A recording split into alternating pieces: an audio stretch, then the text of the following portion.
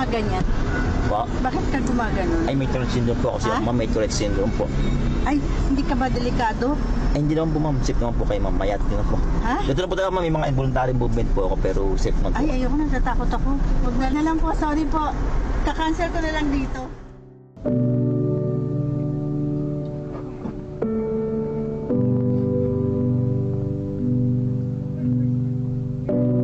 So you pray for me? Opo. Thank you, thank you.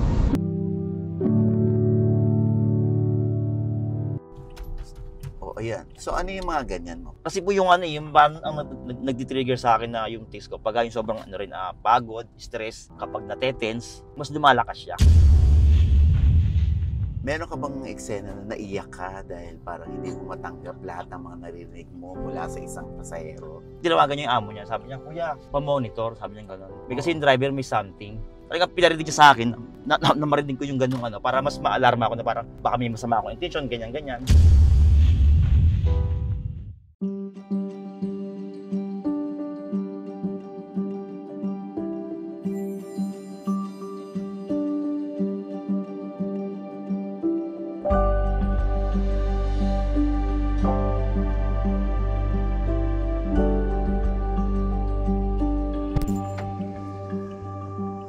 Hello po. Hi! Hello! Alam mo, Marlon, nagkita na pala tayo. US po, sa ano po. Batang Quiapo. Opo. Opo. Alam mo, hindi kita namukhaan na ikaw pala yung yung nagmamaneho ng Grab. Kumusta na yung mo, yung Batang Quiapo mo? Okay Lumalabas ka pa? Opo, malabas pa naman po. Hindi nga lang po siya palagi. Regular. Opo. Pag may may eksena kaming kailangan tatawagan na po kami, no? Kukontakin na po kami. Para bukas may taping kayo. So pag may taping ka kinabukasan, definitely yun ang priority mo. Ay, opo. Hindi ka muna mag-grab. Opo, hindi mo na bibiyahe muna. Paano ka nakuha sa Batang Quiapo? Paano ka na-discover? May nag-message sa akin, si Sir Louie. Parang inopera niya ako na, Sir, open ka ba sa parang TV series? Baga, iba lang yun, magsisimula pala yung Batang Quiapo. Ginagawa pa nila. Meron kasi kami na yung Batang Quiapo. Yung ginawa ko, inisip ko, baka lang, yung scam lang, ganyan. Scam. Tapos sinearch ko yung yung nag-message. Tignan ko. Tapos yung nakita ko nga, taga ng FPJ, probinsyano. Yun, kaya yun, tignan ko, ay mukha naman. Tapos tignan ko yung niya. Talagang nga siya sa, kay Direk Coco. Yun, entertain ko na siya, sabi niya. Tapos pinapunta ako sa ABS-CBN, sa malapit sa Ibis. Yun, para sa yung sa mag-meeting na gano'n. Yun, doon ko nakaharap sila Direk Coco. Tapos tiniwalag nga niya na gano'n-ganyan. Yun, sabi ko nga, sabi niya, okay lang ba sa'yo na ganyan? Opo. Tapos sabi ko, wag lang po yung role na yung mag-i-English po. Kasi hindi ako marunong sa English po. Hirap ako sa English eh. Sabi niya, hindi ka naman gagawing French sabi niya. Parang one of the parang tambay or pulubi sa Batang Quiapo. Pero hindi pa niya sinabi sa akin yung magiging yung role mo. Baga nung siya, nung parang nung first day na sa taping na, yun doon ko na ito yung role mo, ganyan. Doon ko siya sa set na. Tapos nung nakita ko ang kasama si Tito Pen, siyempre nakakakaba. Kasi mga veterano actor yung mga nakakatuwa naman na siyempre makaharap ko yung hindi ko akalain na mangyayari sa buhay ko nila, makaharap ko yung yung mga taong ganun. Yung kagaya niyo po. Oo, pero nakita ko yung acting mo Oo, aside from syempre, case anong talaga yung condition mo. Opo. Mahusay ka umarte. Ay, thank you po. Oo. Thank you po. So yung first meeting niyo ni Coco, anong naging pag-uusap niyo? Ayun po, pinaliwag po niya sa akin yung ganon, yung mga kasi alam niya na nagbablog ako, mga dapat na gawin, may mga na hindi ko pwedeng ilabas. Ganon. Yun, pinaliwag po niya sa akin. Tapos niya, sabi niya, paano yung pagkahanbawa na bumibiyahe ka, may taping tayo, ganyan. Ako, yun po, siyempre, parang ipa-priority ko po yung sa Batang Quiapo. Pwede, parang hindi mo na bibiyahe. Kaya yun po yung nagustuhan naman nila yung sige, ganyan. Oo. Yun.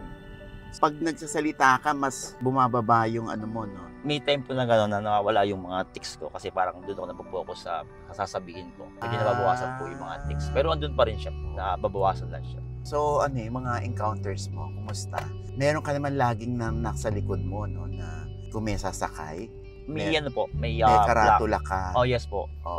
Para po sa ano po, mas yung iba kasi ibang pasahero hindi nakikipagkwentuhan. Oo. Nakatahimik lang. Kasi sa Grab kasi merong quiet ride eh. Pag kumakapan ka makipagkwento, mag-good morning lang, ganun babati. Tapos bisa tahimik lang sila. Oo, dahil yun ang pipindutin mo. Opo. Kung nakikita nila yung yung karatula na ano po, na Oo. nandun sa likod. Na Oo. naiintindihan nila kung yung condition na meron. Safe ka naman pala pag mamaneho, no? Lalo na pag nagsasalita ka, naka-focus ka. Ano ang purpose? Bakit ka may camera? Kumbaga parang ano rin, record din sa mga nangyayari Oo. bilang sa mga driver. Kumbaga parang di ba minsan may nangyayari din na hindi maganda, protection din. Oo. At saka isa pa, gumagawa din kasi ako ng vlog. Kaya may camera sa harap sa sakyan. Bakit wala ba dun sa app na yung kalagayan mo nandoon kung tatanggapin nila o hindi? Wala pong ganun sa app po namin na walang yung sinasabi na may ganito kondisyon. Sa dating riding apps na yung sa Uber, meron sila dating ganun na nakalagay siya. Pwede ka maglagay ng kung ano yung gusto mo sabihin, pwede ka maglagay ng ganun. Kaya na-experience ko doon, na pag nakita ng mga pasahero na may ganun akong kondisyon, minsan sinesearch nila. Minsan nangyayari, madalas pag malapit na ako, naka-cancel yung biyahe ko. Kina-cancel po nila. Kasi nire-research kasi nakita na mapad nila yung mga video na parang, ay, ganito pa rin driver. Pag may mga may mga canceled trips ka, ano yun? Abono ka o abono sila? Yung yung mga naka-Grab Pay, siya, yung naka-credit card, hindi na po siya, Pagka parang ginagawa nila, ni-report na naki-Grab, binabalik naman siya ni Grab pag masyadong malayo na biyahe. Iba naman mga naka-cash, yung baba sila ng hindi nagbabayad. Iba nagbibigay yung iba, kuya, magbabayad na lang ako ganun. Pero dito na lang ako, yung mga ganun. Iba naman, ay kuya, patabi na lang ganun. Baba sila ganun. Wala nang ganun. So, yun din ang sugal, yung mga canceled trips. Opo. Na imbis na makuha ka ng iba, naubos pa yung oras mo. Ganun po talaga. Parang taga maiwasan yung ganun eh. Oo. So, itong sasakyan mo, iyo ito. Yes po, po. Dati po kasi nakiki-drive lang po ako. So, bali ngayon po, sarili ko na po. Nakakuha na rin po ng sarili, pang Grab. Bali, kumbaga, ito yung binabayaran mo monthly. Yes po. So, meron namang iba mga generous naman, like nagbibigay ng tip. Ayun po, marami din po ng mga ganun na iba pagbaba nila, mag-aabot sila. May iba nga po, mas malaki pa yung binibigyan ng tip kaysa sa po nila, sa bill Kaysa nila. talaga sa bill nila. Opo. May nakapagsakay po ako minsan, pasahero, binigay po sa akin 4,000 yung po niya, yung tip po niya. Wow! Nagulat nga po ako nung buksan ko yung yung sobre na inabot niya sa akin. Oo. Dahil nakikipagkwentuhan sila sa'yo. Mga ganun po. Oo. Buti hindi mo nire-record na lang yung mga kwento mo dahil pareho rin naman ang mga tanong. Yung iba kasi pare-pares din naman ng tanong. Isang tanong sa magkakaibang tao. Magkakaiba ka para ipaliwanag mga ganun. Okay. So, yung mga tao, natutuwa rin naman sa'yo. Pero, hindi ka ba namasukan ng ibang trabaho bago mo naisip itong pagiging Grab driver? Namasukan din po peso madalas po talaga hindi ako natatanggap dahil nga sa ganitong kalagayan ko. Madalas matatanggap ako sa trabaho, yung mga trabahong tawag doon, hindi po matagalan, parang ilang buwan lang, ganyan siya. Tsaka natatanggap ako doon sa trabaho, may magre-recommenda sa akin na, ay sige, parang mayroon akong parang backer. Pwede ko sarili apply ko lang po. Hindi ako madalas, parang pag nakikita nila yung kalagayan ko, hindi na nakikita ko ano ba yung kaya kong gawin, kung ano yung magagawa ko. So sa loob ng isang araw, nakakamagkano ka? Puwera tip. Pagka yung po talaga, yung sagad hanggang biyahe, mga 12 to 14 hours ganun. 12 to 14 hours kang bumiyahe? Opo. Teka muna, taga ka, di ba? Pandi, Bulacan? Yes po. O kung taga Pandi, Bulacan ka, araw-araw ang luwas mo dito sa Manila? Hindi po, kumaga parang 5 days ako dito, parang lingguhan ako umuwi. Lingguhan ka umuwi? Yes po. Bakit? Saan ka nakatira dito? Dito po sa loob ng kotse. Dito ka natutulog? Sa loob ng kotse po. Saan nakahimpil yung kotse mo? Bali po, sa gasolinahan po. Doon po ako makikipart, tapos makikitulog, tapos doon na makikiligo. Ganun po yung Ganun ang setup mo? Kasi kung araw-araw po umuwi, mas yung gas. So, kasi sa lugar po namin, wala naman po nakukuha ng pasahero po doon. Kailangan pa lumus ng Maynila para makakuha ng pasahero. So, lahat ng damit mo, andito na sa'yo? Opo, dala ko na po yung isang linggong damit ko, pati yung pang-taping, dala ko na rin para kung sakaling may tawag po, diretso na rin po. Diretso ka. Hindi na po ako uuwi sa akin kukunin yung mga gamit. Oo. Pero kompleto naman ba yung tulog mo pag nakahimpil ka sa isang gasoline station para matulog? Yes po, ano naman po siya, tawag doon na mga 6 ganyan na oras tulog. Oo. Kasi madaling araw po madaling araw po akong bumibiyahe. Ayan. So ano yung mga ganyan mo? Pag gumaganon ka, pag mas malakas yung tics mo, anong ibig sabihin? Kasi po yung yung parang ang nagdi-trigger sa akin na yung tics ko, pag yung sobrang pagod, stress, kapag natetense, kapag na-excite ako, mas lumalakas siya. Depende. So na-excite ka, natitense ka dahil kasama ko o ano? Opo, ganun. Huwag masaya, tapos na, syempre, parang, Kala ko na natitense ka, but at least masaya ka. opo, ganun. Kasi syempre, ano yan OG Diaz po yung sakay ko Oh my syempre. God. So, yung kumbaga, overjoy ka, pero hindi ka naman nawawala dun sa control mo. Hindi naman po. Very Parang good. yung ano pa naman sa daan, focus ko, andun pa rin naman po. Kahit na Okay. lumilingon-lingon akong ganyan, alam ko yung iniwanan kong tingin. Ano ang best encounter mo sa isang pasahero na hindi mo makakalimutan? Yung yung mga pasahero na, yung naiintindihan yung kalagayan ko, yung parang natutuwa sila. Na alam niyo parang pagbaba nila, parang gusto nila parang next na biyahe, sana ako uli makuha nila. Yung mga ganun na pasahero na parang yung sakay nila sa akin parang piling nila yung biyahe namin bitin Na ganun, parang pagbaba nila mingiti sa kanilang na pagbaba nila, tuwa sila. Ingat ka, ganyan. Mga ganun pasahero na sobrang naintindihan nila yung kalagayan ko. Na random mo sa nila yung parang hindi Malasakit. sila nakaramdam ng parang hindi ako iba. Natutuwa sila Parang sa'yo. ganun po yung paningin, yung tingin nila. Oo. Meron na bang nag-ano sa'yo na tumulong sa'yo ng malala? Tumulong sa'yo ng sobra dahil na bagbag ang kanyang kalooban sa sitwasyon? Siguro yung mga yung mga nagbibigay ng mga tip na ganyan, parang pakonswelo ganyan. Kasi minsan minasay ko, kuya, ano mo to, dagdag mo sa mga panggastusin mo, ganyan. So nagpaparinig ka ba sa akin? Ay, hindi naman po. Hindi na. Akala ko nagpaparinig ka sa akin. Huwag ka mag-alala mamaya. Oo. Tsaka yun, yung mga pasero na nag-share din ng kanilang kwento, ganyan. Ah, Parang, kuya, alam mo, ganyan-ganyan. Kasi minsan minasakay ako na parang yung linggo doon niya, parang siya masyado siyang stress, ganyan. Pero nung nakita niya ako, parang wala pala akong dahilan para Wala sa siyang buhay, mareklamo dahilan, sa buhay. Para kasi ikaw nga, parang ikaw, kuya, kinakaya mo yung ginagawa mo, ganyan ka, pero Oo. lumalaban ka Ako pa, parang, ba't ako ganun? Masyado akong mareklamo. Parang mga ganun. Parang nagiging parang nagbibigay ako sa kanila ng lakas Lakas ng loob. sa buhay. Sa kang Parang inspirasyon sa Opo. kanila. Parang ganun. Para hindi sumuko sa buhay.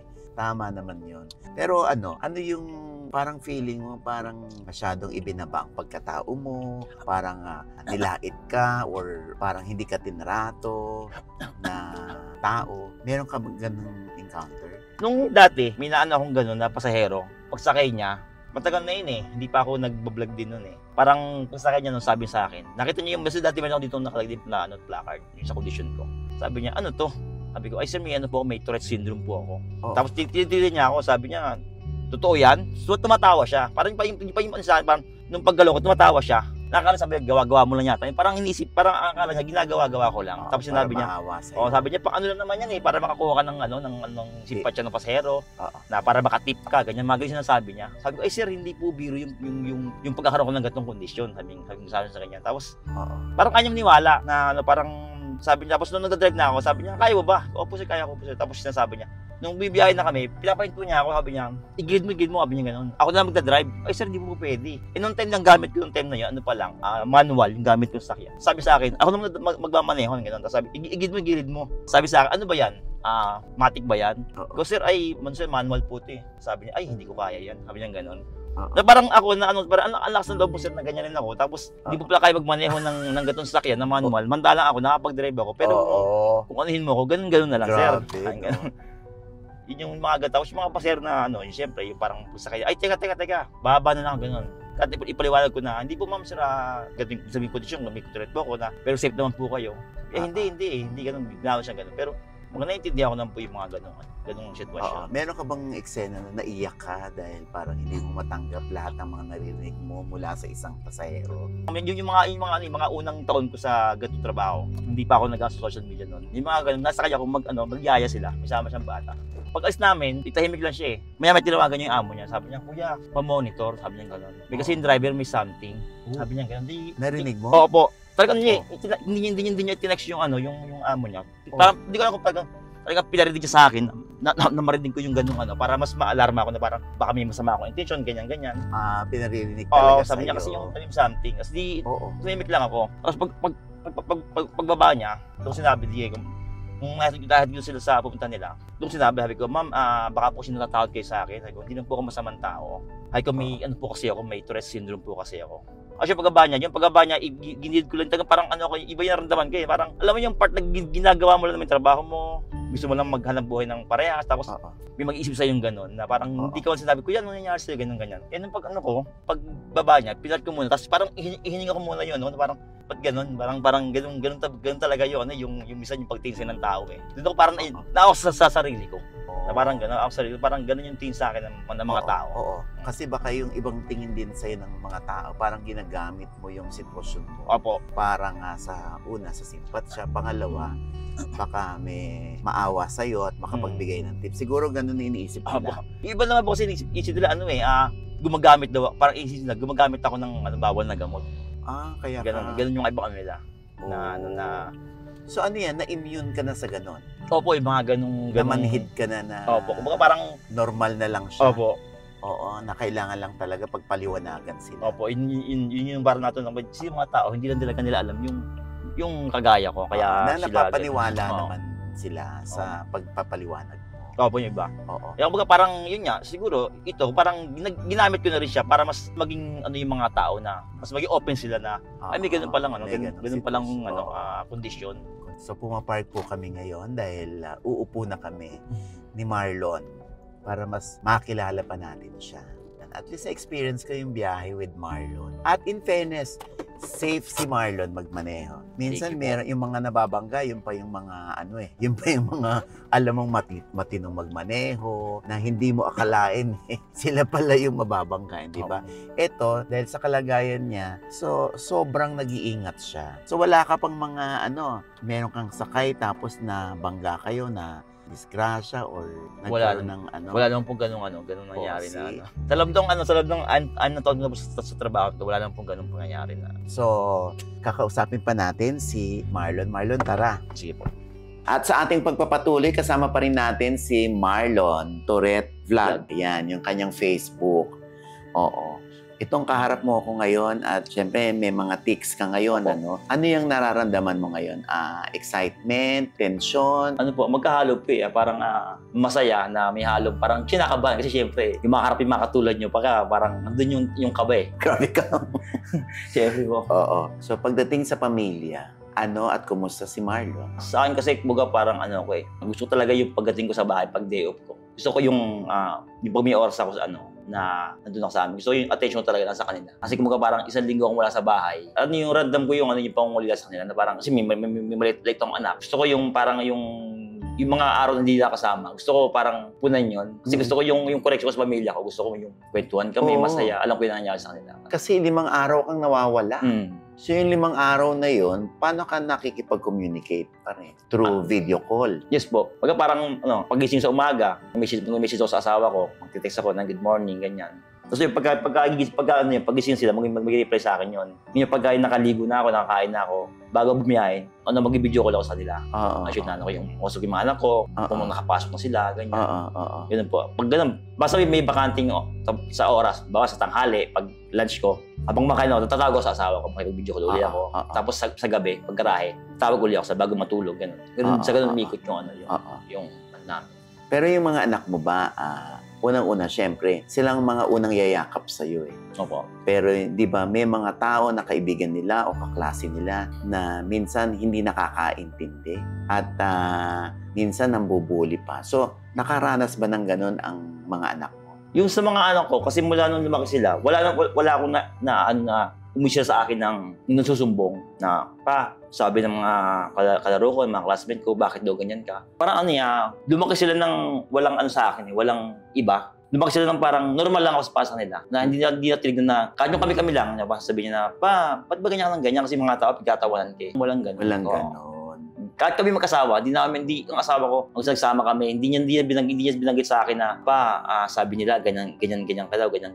Parang ano lang din, wala silang nakitang iba sa akin. Parang ganun yung nila, yung naging paglaki nila, tsaka yung sa asawa ko, yung pagtingin niya sa aakin. Pero syempre, di pa rin tayo nawawala ng hope, no? Katulad kunwari, kung ikaw ay magpakonsulta sa doktor, kung meron pang ma-minimize or mababawasan siya, may pagkakataon na ba nakapagpakonsulta ka, tapos anong sabi sa'yo? Nagpati na rin po, ng ilang beses na rin po sa mga neuro. Pero yung isa din sinasabi nila, ganyan nga, wala pa talaga siyang talagang gamot na makagagaling. Baga may mga pwedeng gamot na inumin na makatutulong, mababawasan yung mga tics ko. Pero andun pa rin siya. So nag-ano ako ng gamot. So kasi ang problema, pag nag-ano ako ng gamot, inaantok ako. So mas nahihirapan ako magmaneho, nahihirapan ako sa magtrabaho. Kaya parang mas ano ko, feeling ko mas delikado para sa akin, mas mahalagay ako sa disgrasya. Kasi yung trabaho ko pag maneho. Pero siguro kung trabaho ko, hindi nag-drive ako, pwede ko siyang ituloy-tuloy yung gamot. Kailan nag-start yung condition mo? Since birth ba yan? Hindi naman. Nagsimula sa akin yung lumabas sa akin yung mga sign po niya, mga 6 years old pa lang po ako.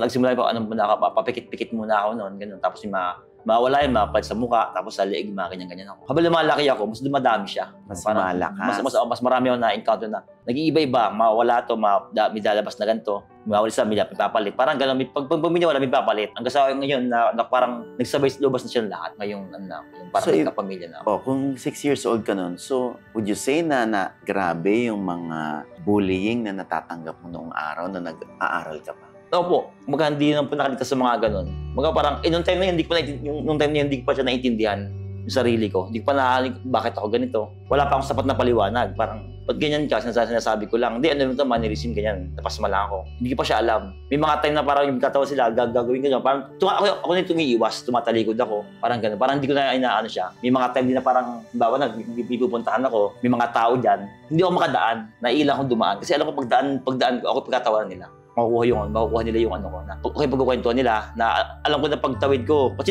may ganun pangyayari pagtawid ko alam mo bilang makakarinig ang tawa na paglingon mo parang ikaw talaga yung pagtatawan nila pag parang napagod ka na sa pambubuli nila so hindi mo na lang pinapansin mga ganun po so ang na-develop sa'yo ay yung haba ng PC ng pasensya mo yun po yung parang madalas na nangyari sa mga ganon, yung asawa ko nakikimaharap. May mga pagkataon na kasama ko yung asawa ko, nakikita niya na okay pagkatawanan, siya yung umaan sa mga tao na ganon.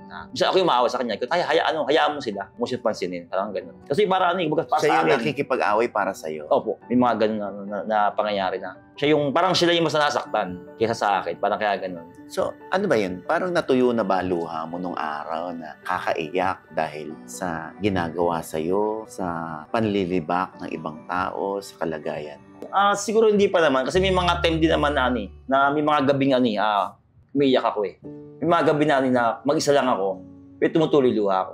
Na hindi mo pinapakita sa pamilya mo? Hindi ko na, sa tuwing yung mga time na, bawa na, yun, alam mo yung, parang napapagod ka na rin eh. Parang ganun. Pagdating sa ilalim may mga tao na parang hindi ka naiintindihan, mga ganyan. Yung iba yung tingin sa'yo, makakabasa ka ng mga komentong hindi maganda. Yung mga ganun, parang may mga gabi na umiyak din ako. Na may mga gabi na hanggang kailan gagawin kaya yung ganito. Na ipapalag sa mga intindi sa kanila. Yung mga ganun. Pinaawad na sa pamilya ko. At umiiyak ka ng hindi mo pinapakita sa pamilya mo? Opo. Kasi ayaw makita na nila. Ayaw makita nila mahina ako eh. Kasi siyempre ako yung ama eh. Ako yung haligi ng tahanan. Kailangan malakas ako sa harap nila. Kaya di dapat sana na yung mga gabi na lumuluha ako. Ayaw makita ng mga anak ko na umiyak ang papa nila. So nakita lang sa mga interview sa TV ganun na naiyak ako. Pero yung personal ko yung maghaharap na makita nila na umiyak ako. Kasi parang ang isip ko pag nakita nilang ganun ako baka mas panghinaan din sila eh. Totoo. Parang ikaw ay kinakapitan namin eh. Tapos papakita mo sa amin na pinya ka palang kahina. Pero ano yung parang musika sa tenga mo na laging sinasabi ng mag-iina mo sa'yo? Na, yung masarap sa tenga na lagi mo narinig mula sa kanila? Siguro hindi message. Ang parang sa akin pinakamas na yung makita ko sila laging masaya. Yung halimbawa may mga bagay ako na naibigay na gusto nila. Na parang alam niyo meron silang ngiti na parang sa akin parang isang tropeyo na may isang achievement na naibigay ko yung pangalan ng anak ko ganyan na may nakita ko sa langiti, doon ako na, yun lagi sa akin nagpapaalala na parang, ang hirap ng buhay, ang daming makakasalabuhan, hindi ko maintindihan, pero hindi ako na parang sumuko kasi yun naalala ko, yung pamilya ko, parang, may mga tao sa likod ko na kailangan ko talaga ituloy yung ginagawa ko ganyan, kahit na ano sabihin ng iba sa akin. Yun sila yung parang naging gusalina po.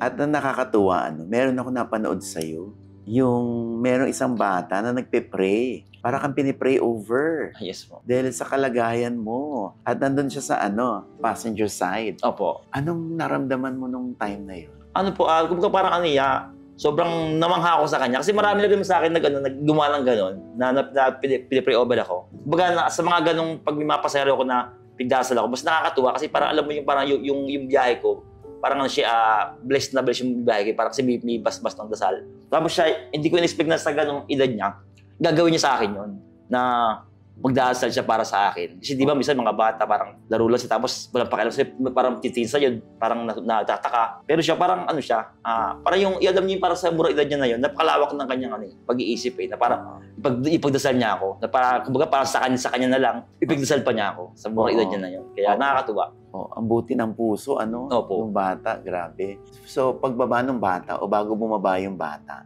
ano lang ang sinabi mo sa kanya? Nag-thank you po. Tapos, tsaka siya, yung parang tuwan-tuwa po talaga siya, pagbaba niya, nakita niya yung tatay niya. So, parang tuwan-tuwa siya na nasakyan niya ako. Kasi parang, napanood niya na ako dati pa, sa isang commercial. Pero tagal na parang ilang taon nililipas din, naaalala pa rin niya. Kaya natanong siya sa akin. Tapos yung pagbaba, tuwan-tuwa siya, parang, doon na, masaya siya na ako yung nasakyan niya. So, sa kabila ng kalagayan ni Marlon, kita mo naman na lahat ay gagawin mo para sa pamilya, no? Yes po. Oo. Lalo na siyempre, bilang tatay, gusto mo makatapos ng pag-aaral ng mga anak. Yun naman po talaga yan, yung pangarap ko . Simula nung magsama kami ng asawa ko, wala kami ibang hiniling. Kasi, unang-una hindi ako nakapagtapos ng pag-aaral. Baga parang hindi ako napagtapos, pero sana gusto kong igapang ko yung mga anak ko sa walang sa lahat sa tuwing tatanungin talaga ako, ano yung pangarap mo sa buhay mo? Wala nang pangarap sa sarili ko kundi para sa mga anak ko na lang din. Na para alam niyo parang mabisa ng magandang edukasyon na pagtapos sila. Hindi para sa akin, hindi para tulungan nila ako, makapaghanap buhay sila, parang titigil ako sa trabaho ko, sustento nila, hindi ganoon. Dahil nakinaranasan ko yung hirap ng pagwala ng aralan, ang hirap harap ng trabaho, tapos ganito pa nga ako. So gusto kong kung may edukasyon kayo matapos, may mas magandang buhay na naghihintay sa inyo. May mas marating kayo, mas maganda. Kaya yun talaga yung dahil kong pinapangarap noon pa, na sana, yun maitaguyod ko, makayanan ko, mairas ko sila, na mapagtapos sila, yung mga anak. Kumbaga parang yun siguro yung masasabi ko, kahit nakuha ko na yung ginto ng buhay ko, yung parang trophy ng buhay ko, pag napagtapos ko sila. Kasi hindi ko alam walang kasiguran yung ginagawa ko, walang kasiguruhan Hindi ko alam kung hanggang kailan gagawin to. Hindi ko alam kung hanggang kailan may tatang kilig sa akin. Hindi ko alam kung hanggang kailan ko kayang bumiyahe. Hindi ko alam kung hanggang kailan ko kaya makapagsapadala sa kalsada. Tapos syempre, hindi ko alam kung hindi may biyahe, kung may trabaho ba nag-aantay sa akin, may trabaho ba tatanggap sa akin. Dahil ganito. Kaya yun. Sana, maitawid ko sila, mapagtapos ko silang pag-aaral nila. Wala mo ibang hiniling sa Diyos kundi pa sa mga anak ko. Lagi may sasabi sa akin, ano yung hiniling mo para sa'yo? Wala kang para sa akin. Para sa anak ko, para sa pamilya ko. Mabigyan sila ng magandang buhay. Ayun lang po yung talagang gustong mangyari sa akin. Anong takot mo?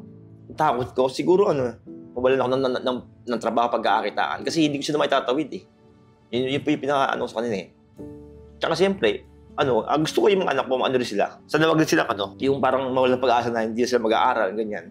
Sana magtuloy-tuloy pa rin sila pag-aaral nila. Ano gusto mong sabihin sa mga tao? Kung makaka-encounter sila ng mga taong nagtatrabaho lang ng marangal pero may ganyang kondisyon. Siguro sa mga ibang tao na makakakita ng kagaya namin, siguro bago nyo kami husgahan o bago kayo magbigay ng hindi magandang komento, subukan niyo muna ilagay yung sarili niyo sa sitwasyon namin. Kasi baka hindi mo alam kung ano yung pigdadaanan sa tao na yun. Baka may mabigat siya pigdadaanan. At isipin mo rin kung halimbawa ng ikaw or anak mo o magulang mo or sa pamilya mo nasa ganung sitwasyon. Tapos nahusgahan siya ng di maganda, ano kayo mararamdaman? Diba? Bago magbito ng di maganda salita, subukan niyo muna ilagay yung sarili mo. Alam niyo muna yung kwento niya. Kasi minsan, di ba, hindi mo alam yung pinadaanan niya eh. Bakit siya ganyan? Ang daming nakapanood sa'yo. Wala silang sa kalagayan mo, pero grabe yung problema nila. Paano mo ngayon palalakasin ang loob nila? Siguro kasi yun ang problema, ano yun eh. Nandiyan naman talaga lahat yan eh. Baka parang wala naman taong hindi natin sa problema eh. Baka parang siguro, yung kasi problema, hinahanap lang ng solusyon yan eh. Lahat naman talaga may solusyon. Kung magkapatalo ka sa problema mo, wala kang makarating eh. So kung baga parang minsan iharap ka sa isang mga matinding hamon para mas maintindihan mo yung silbi mo sa mundo. Mas maintindihan mo talaga yung buhay mo. Kasi kung wala kang pagdadaan ng mabigat na problema, hindi maintindihan yung kailangan mong harapin eh. Kung kailangan mo dadaan sa matinding hamon para mas makita mo yung sarili mo. Kung kailangan mo lang talagang harapin siya. Kasi kumbaga parang isang competition. Mas malaki yung premyo, mas mabigat yung laban. Kaya gano'n siya. Kumbaga mas mabigat yung problema pinagdaanan mo, may mas malaki naghihintay na biga siya para sa iyo. Anong na-realize mo sa buhay? Anong na-realize mo sa mga taong nakakasalamuha? Kumbaga hindi siya hindi madali. Marami kang susuungin na mga hamon sa buhay. Marami kang haharapin. May mga pagkakataon pasusukuin ka. Mga pagkakataon, pero yun kumbaga parang yun yung mas mas maraming pagdadaanan na hindi mo dapat siya sinusukuan kasi may mga pasusukuin ka pero yun yung mas magpapatibay sa iyo eh. Kumbaga parang gamitin mo siya para mas maging malakas ka eh. Yung kasi yung mga bagay na magpapasuko sa iyo, yun hindi magpapatibay sa iyo eh. Kung mga ginawa ko noon, kumbaga parang noon hindi ko naiintindihan yung sitwasyon ko. Parang akala ko wala akong mararating eh. Walang maan sa akin eh. Walang gagawin sa buhay ko eh. Pero yun pala yung parang hindi ko naiintindihan sa buhay ko eh. Kailangan ko lang parang gamitin yung mga panahon na yun eh. Kailangan ko tingnan yung mga bagay na yun para mas maging malakas ako eh. Kailangan ko gamitin yung kahinaan ko para mas maging malakas ako.